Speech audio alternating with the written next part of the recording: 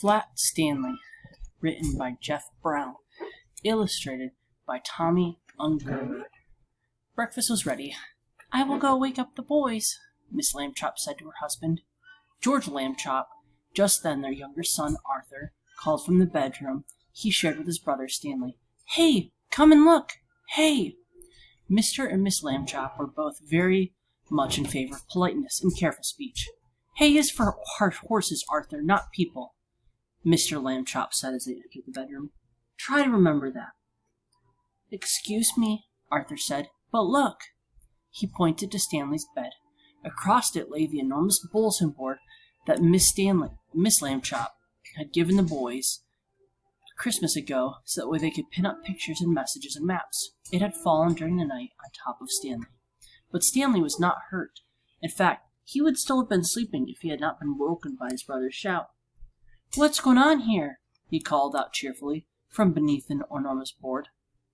Mr. and Mrs. Lambchop hurried to lift it off the bed. "Heavens!" cried Miss Lambchop. "Gosh!" said Arthur. "Stanley's flat!" "As flat as a pancake," said Mr. Lambchop. "Darndest thing I'd ever seen." "Let's all have breakfast," Miss Lambchop said. "Then Stanley and I will go and see Dr. Dan and hear what he has to say." The examination was almost over. "How do you feel?" Dr. Dan asked. "Does it hurt very much?" "I felt sort of tickly for a while after I got up," Stanley Lambchop said, "but I feel fine now." "Well, that's mostly how it is in these cases," said Dr. Dan.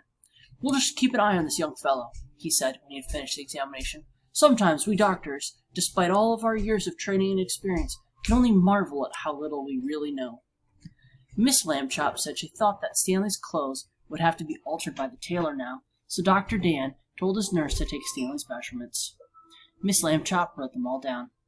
Stanley was 4 feet tall, about a foot wide, and half an inch thick. When Stanley got used to being flat, he enjoyed it. He could go in and out of rooms, even when the door was closed, just by laying down and sliding through the crack at the bottom. Mr. and Mrs. Lambchop said that it was silly, but they were quite proud of him. Arthur got jealous, and he tried to slide under a door, and he just banged his head. Being flat could also be helpful, Stanley found. He was taking a walk with Miss Lambchop one afternoon when her favorite ring fell from her finger. The ring had rolled across the sidewalk and down between the bars of a grating that covered a dark, deep shaft. Miss Lambchop began to cry. "I have an idea," Stanley said.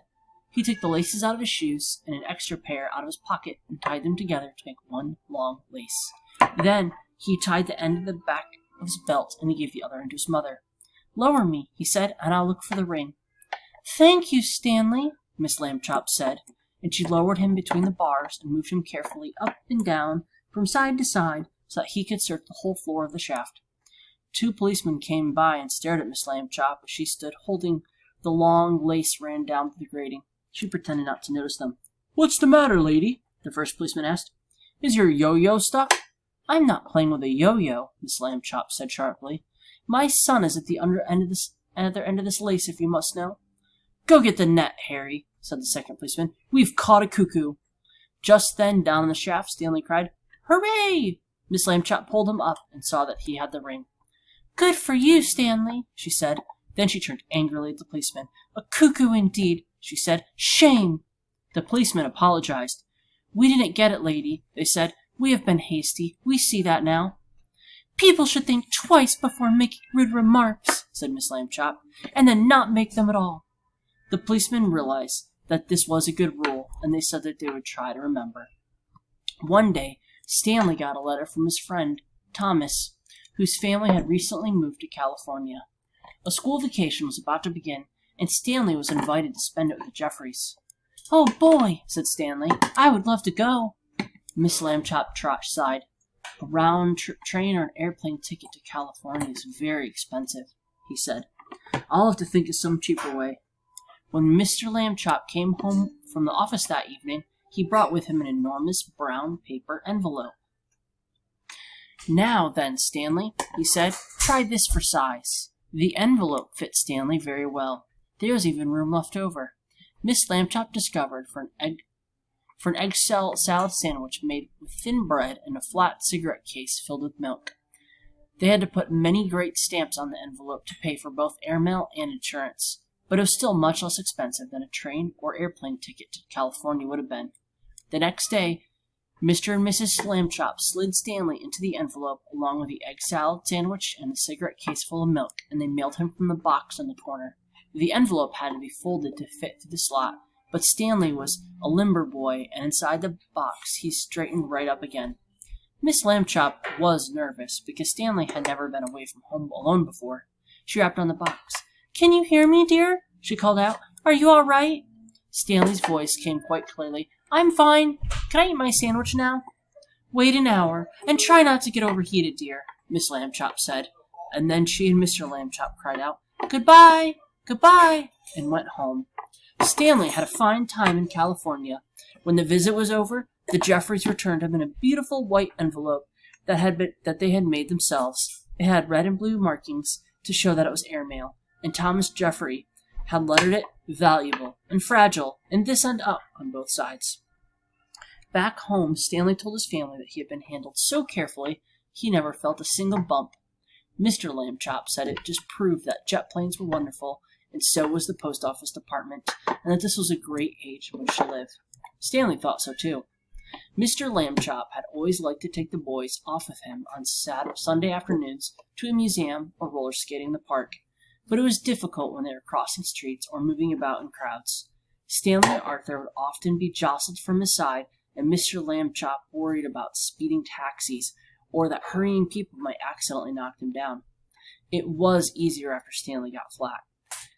Mr. Lambchop discovered he could roll Stanley up without hurting him at all. He would tie a piece of string around Stanley to keep him from unrolling and make a little loop in the string for himself, and it was as simple as carrying a parcel, and he could hold on to Arthur with the other hand. Stanley did not mind being carried because he had much liked to walk. Arthur didn't like to walk either, but he had to. It made him mad. One Sunday afternoon in the street, they met an old college friend of Mr. Lambchop's, a man he had not seen for years. "Well, George, I see you bought some wallpaper," the man said. "Going to decorate your house, I suppose?" "Wallpaper?" said Mr. Lambchop. "Oh, no, this is my son Stanley."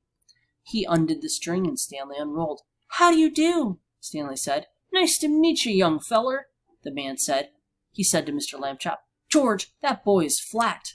"Smart, too," Mr. Lambchop said. "Stanley is third from the top of his class at school." "This is my younger son, Arthur," Mr. Lambchop said, "and he will apologize for his rudeness." Arthur could only blush and apologize. Mr. Lambchop rolled Stanley up again, and they set out for home. It rained quite hard while they were on the way. Stanley, of course, hardly got wet at all, just right on the edges, but Arthur got soaked. Late that night, Mr. and Miss Lambchop heard a noise out of the living room. They found Arthur lying on the floor near the bookcase. He had piled a great many volumes of the Encyclopedia Britannica on top of himself. "Put some more on me," Arthur said when he saw them. "Don't just stand there, help me." Mr. and Mrs. Lambchop sent him back to bed. The next morning they spoke to Stanley. "Arthur can't help being jealous," they said. "Be nice to him. You're his big brother, after all." So Stanley and Arthur were in the park. The day was sunny, but windy too, and many older boys were flying beautiful, enormous kites with long tails, made in the colors of the rainbow. Arthur sighed. "Someday," he said, "I will have a big kite, and I will win a kite-flying contest and be famous like everyone else. Nobody knows who I am these days." Stanley remembered what his parents had said. He went to a boy whose kite was broken and borrowed a large spool of string. "You can fly me, Arthur," he said. "Come on." He attached the string to himself and gave Arthur the spool to hold. He ran lightly across the grass sideways to get up speed, and then he turned to meet the breeze. Up, up, up went Stanley, being a kite. The wind... He knew just how to manage on the gusts of wind. He faced full into the wind if he wanted to rise, and let it take him from behind when he wanted speed. He had only to turn his thin edge to the wind carefully a little at a time, so that it did not hold him, and then he would slip gracefully down toward the earth again. Arthur let out all the string, and Stanley soared high above the trees, a beautiful sight, in his green sweater and brown trousers against the pale blue sky. Everyone in the park stood still to watch. Stanley swooped right and then left in his long match swoops. He held out his arms by his sides and zoomed at the ground like a rocket, and curved up toward the sun. He sighed, slipped and circled, and made figure eights and crosses and a star. Nobody has ever flown the way Stanley Lambchop flew that day. Probably no one ever will again. After a while, of course, people grew tired of watching, and Arthur got tired of running around with the empty spool. Stanley went right on, though, showing off.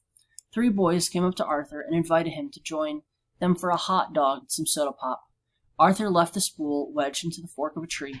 He did not notice, while he was eating the hot dog, that the wind was blowing the string and tangling it about the tree.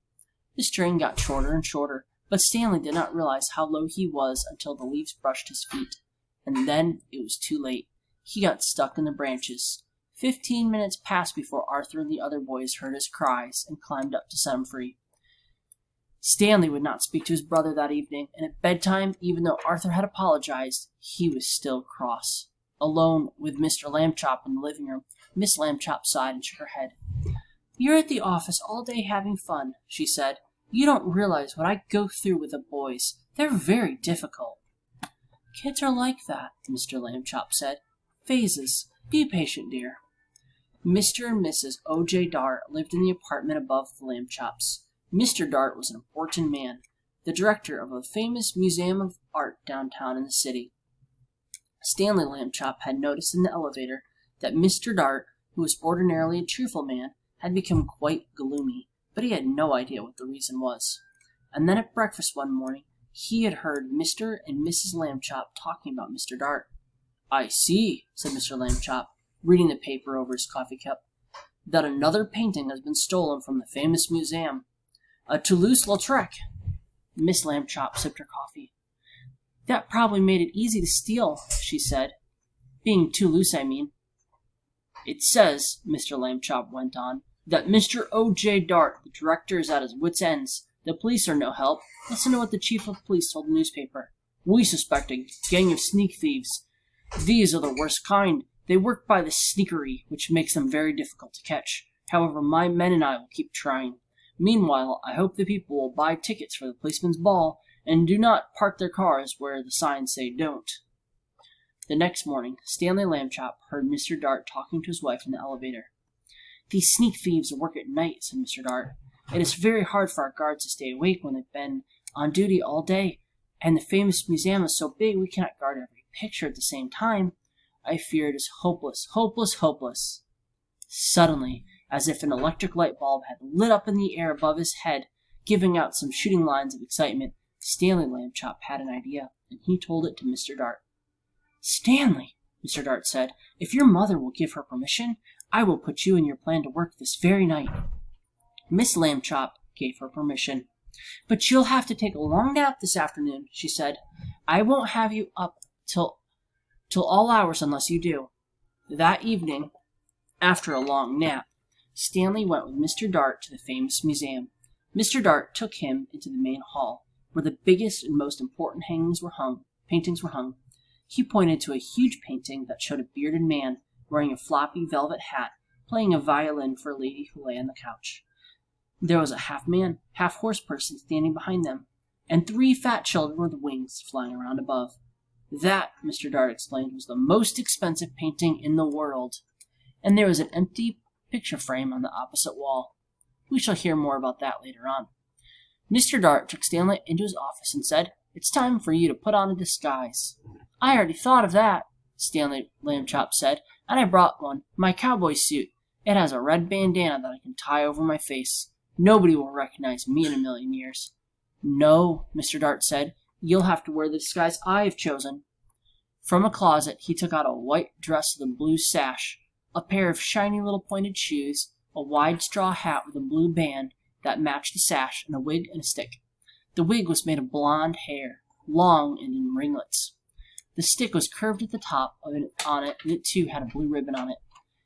"In this shepherd disguise," Mr. Dart said, "you'll look just like the painting that belongs in the main hall. We do not have any cowboy pictures in the main hall." Stanley was so disgusted that he could hardly speak. "I will look like a girl. That's what I will look like," he said. "I wish I'd never had my idea." But he was a good sport, so he put on the disguise. Back in the main hall, Mr. Dart helped Stanley climb up to the empty picture frame. Stanley was able to stay in place because Mr. Dart had cleverly put 4 small spikes in the wall, one for each hand and foot. The frame was a perfect fit. Against the wall, Stanley looked just like a picture. "Except for one thing," Mr. Dart said. "Shepherdesses are supposed to look happy. They smile at their sheep and at the sky. You look fierce, not happy, Stanley." Stanley tried to get the faraway look in his eyes and to even smile a bit. Mr. Dart stood back a few feet and stared at him a moment. "Well," he said, "it may not be art, but I know what I like." He went off to make sure that the other certain parts of Stanley's plans were being taken care of, and Stanley was left alone. It was very dark in the main hall. A little bit of moonlight came through the windows, and Stanley could just make out the world's most expensive painting on the opposite wall. He felt as though the bearded man with the violin, and the lady on the couch, and the half-horse person, and the winged children were all waiting, as he was, for something to happen. Time passed, and he got tireder and tireder. Anyone would be tired this late at night, especially if he had to stand in a picture frame, balancing on little spikes. Maybe they won't come, Stanley thought. Maybe the sneak thieves won't come at all. The moon went behind a cloud, and then the main hall was pitch dark. It seemed to get quieter, too, with the darkness. There was absolutely no sound at all. Stanley felt the hair on the back of his neck prickle beneath the golden curls of the wig. Creak! The creaking sound came from right in the middle of the main hall, and even as he heard it, Stanley saw in the same place a tiny yellow glow of light. The creaking came again, and the glow grew bigger. A trap door had opened in the floor, and 2 men came up through it into the hall. Stanley understood everything at once. These must be the sneak thieves. They had a secret trap door entrance into the museum from outside. That was why they had never been caught. And now, tonight, they were back to steal the most expensive painting in the world. He held very still in his picture frame and listened for the sneak thieves. "This is it, Max," said the first one. "This is where we art robbers pull a sensational job, whilst the civilized community sleeps." "Right, Luther," said the other man. "In all this great city, there's no one suspicious to us." "Ha-ha," thought Stanley Lambchop. "That's what you think." The sneak thieves put down their lantern and took the world's most expensive painting off the wall. "What would we do to anyone who tried to capture us, Max?" the first man asked. "We would kill him." "What else?" his friend replied. That was enough to frighten Stanley, and he was even more frightened when Luther came over and stared at him. "This sheep girl," Luther said. "I thought sheep girls were supposed to smile, Max. This one looks scared." Just in time, Stanley managed to get a faraway look in his eyes again, and to smile, sort of. "You're crazy, Luther," Max said. "She's smiling, and what a pretty little thing she is, too." That made Stanley furious. He waited until the sneak thieves had turned back to the world's most expensive painting, and then he shouted in a louder, most terrifying voice, "Police! Police! Mr. Dart! The sneak thieves are here!" The sneak thieves looked at each other. "Max," said the first one, very quietly, "I think I heard the sheep girl yell." "I think I did too," said Max in a quivering voice.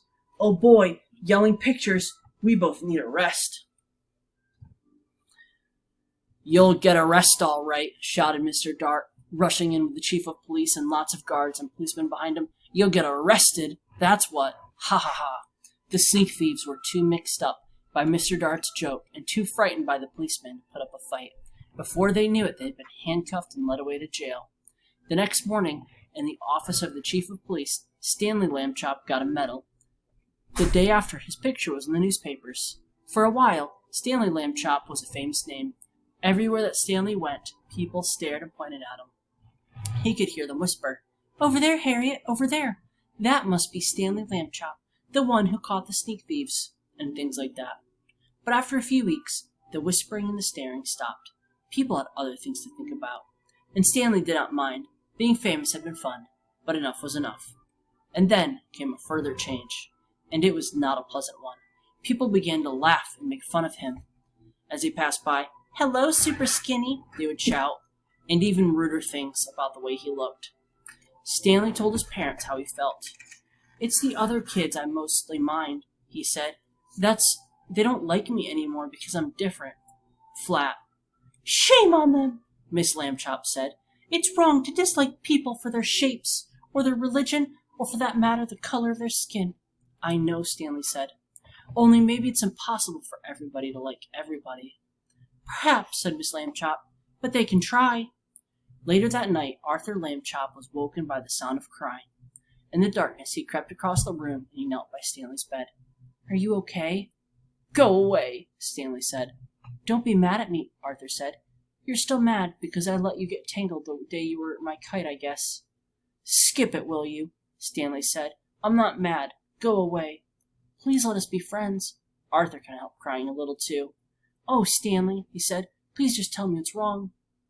Stanley waited for a long time before he spoke. "The thing is," he said, "I'm just not happy anymore. I'm tired of being flat. I want to be regular shape again, like other people.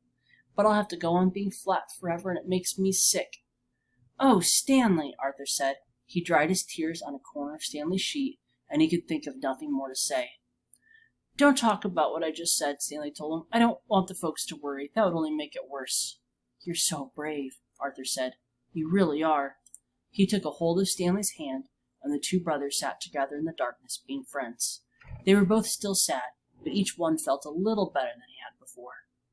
And then, suddenly, though it was not even trying to think, Arthur had an idea. He jumped up and turned on the light and ran to the big storage box where toys and things were kept. He began to rummage in the box. Stanley sat up in bed to watch.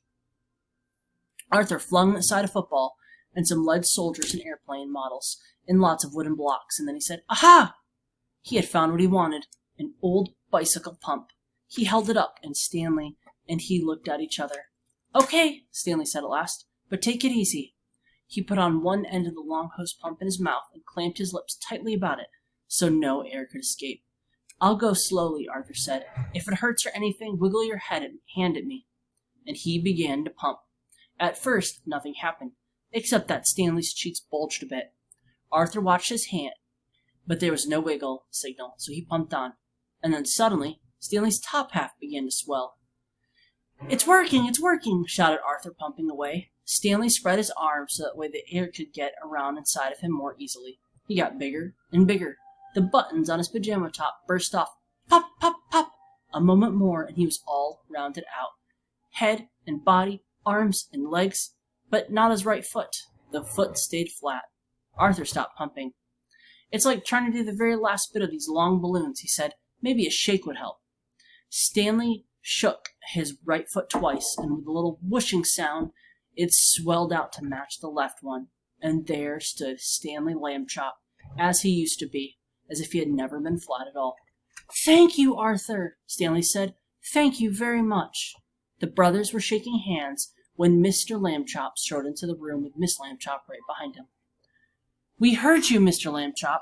Up and talking when you ought to be asleep, eh? Shame on—" "George!" said Miss Lambchop. "Stanley's round again!" "You're right," said Mr. Lambchop, noticing. "Good for you, Stanley." "I'm the one who did it," Arthur said. "I blew him up." Everyone was terribly excited and happy, of course. Miss Lambchop made hot chocolate to celebrate the occasion, and several toasts were drunk to Arthur for his cleverness. When the little party was over, Mr. and Miss Lambchop tucked the boys back in their beds and kissed them, and they turned out the light. "Good night," they said. "Good night," said Stanley and Arthur. It had been a very long and tiring day, and very soon all the Lambchops were asleep. The end.